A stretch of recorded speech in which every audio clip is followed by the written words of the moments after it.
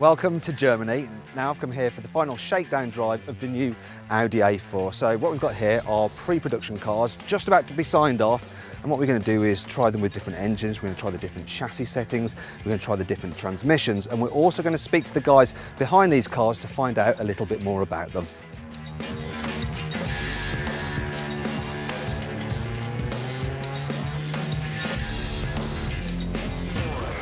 What was the problems with the old A4 and what are you trying to improve? I would not talk about problems, but if you're going to introduce a new car, our goal is of course to make improvements in every field, and our main target was to find a good compromise between comfort and driving dynamics.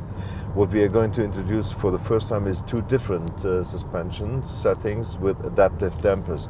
A more comfort-orientated one, which lowered the body around about 10 millimeters, and a more sporty-orientated one, which we are driving now, which is lowered 23 millimeters. We tried to implement some improvements in steering behavior, direct response, good weight. So basically you're trying to make the A4 more fun? Yeah. But also more comfortable? Also more comfortable. This was one of the main goals, because sometimes we had complaints, not from customers, but mainly from journalists, about the comfort of the... Oh, you listen to us? Yeah, of course. We are always listening to journalists. While rolling your eyes. And that was the reason why we decided 5 or 6 years ago to make also our suspension settings on UK roads, because they're completely different to normal European roads. You know, they're curvy, and even the road surface is a little bit different. There are vertical excitations. Excitations? Yeah, excitations of the road. Bumps, we call them. Bumps, yeah, of course. I think the technical term you go for is that our roads are a little bit crap.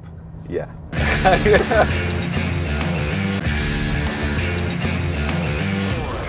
So we're on the Autobahn now, and I'm feeling a little lazy. What kind of systems have we got in here? Yeah, we can. I can just not do anything really. So you have now here the cruise control. Yep. Yeah, and let's switch on the. So now it drives by itself. Let it drive. Really? Are Yeah. we going to crash into the Armco? No. We didn't crash into the Armco. Yeah. Really? When do I have to put my hands back on the wheel? Yeah. It is impressive, isn't it? So now you have to torque a little bit. Okay. Yeah, just a little bit. So what happens? Look, here we go. This guy's just pulled out in front of me, as they tend to on the Autobahn. Yeah, he knows it. It's all fine. Yeah. Even if you get a complete moron who just nips the last minute, it can brake and react as good as me. Yeah, but you always have to be aware. Yeah? Okay. But it supports you for a more convenient. You should look in the in front. Yeah. All the complete portfolio of the Q7 is now in the A4. You have a head-up display. You have the Matrix LED lights, the latest infotainment platform with the high-end Tegra chips from NVIDIA. Even if you try this on your smartphone, it will be definitely not as fast as this one here. Yeah? And down to a resolution where you can see all of the trees. I think we will set a new benchmark in case of the electronic systems in this segment. So in terms of noise levels, what are you trying to achieve with this new A4? We want to get better in all the things responsible to noise, in wind noise, in engine acoustic, in tire acoustic, and all these things. Okay. Also in squeak and rattles, that's also there. And how do you compare to, say, the 3 Series and the C-Class? We are now better than our competitors. So one of the ways you keep the noise down in the car is by making it more aerodynamic. And I understand this is the most aerodynamic car in its class. And one of the things you've done is something special with the wing mirrors. What is that? We move it on the door, and so you have a wind between the door and the mirror, and that makes it less noisy than in the old one. So now I'm driving an A4 Avant. Tell me a bit about this engine in this car. The last years we followed the trend of downsizing. The engines become smaller and smaller, but we have seen that you come to a certain point where you don't get more benefit in these cars, and therefore we made a new trend. So we came with a new 2.0 liter turbocharged petrol engine, which replaces the 1.8 liter, but with lower emission. So we've got 190 horsepower, but you've also got emissions of just 109 grams per kilometre. That's right. Carbon dioxide. Yeah. Now, how do you achieve that then? We have a very early closing of the intake valve, so we do not take all the breath of the engine, let me say it like that. And we have therefore only a displacement of about 1.4. And we have, with our Audi valve lift system, we have the possibility to change the valve lift curve. If you push a pedal, then it will change.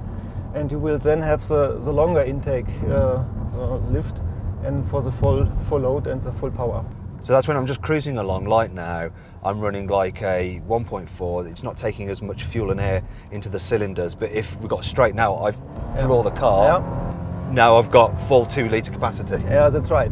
So basically you've got the best of both worlds. That's right. Efficiency and dynamic in one engine.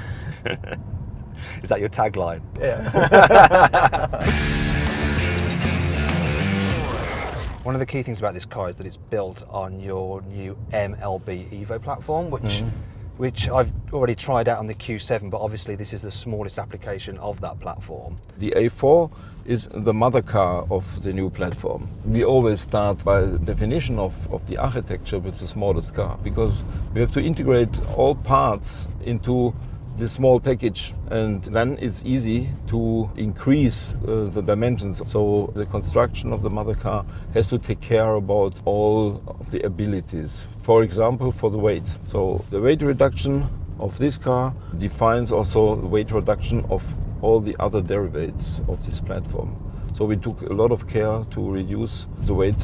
We are using a lot of high strength steel. We have a lot of aluminium parts, or we have new seats. And that in total has brought up to 120 kilogram weight reduction with the new A4. So if you compare that with the competitors, we are the lightest car. How about in terms of the passenger space compared to the old car? Do you get more space inside because of this new MLB platform? Yes, we have increased roominess, so the freedom of the knees to the seat, for example, the rear of the car, more than 20 millimeters more. How about in terms of boot space? There are 2 measures which are important. One is the height of the boot entrance, and one is the diagonal measure from the lower part of the boot entrance to the higher. And this is increased, so we are better than the predecessor. So I've managed to get a go in a car without an executive, so I can tell you exactly what I think of this new A4 without offending anyone. So overall, the new A4, well, it's a bit rubbish. That's a total lie. It's mightily, mightily impressive. So the steering, it's direct, it's communicative, it's the best in any A4.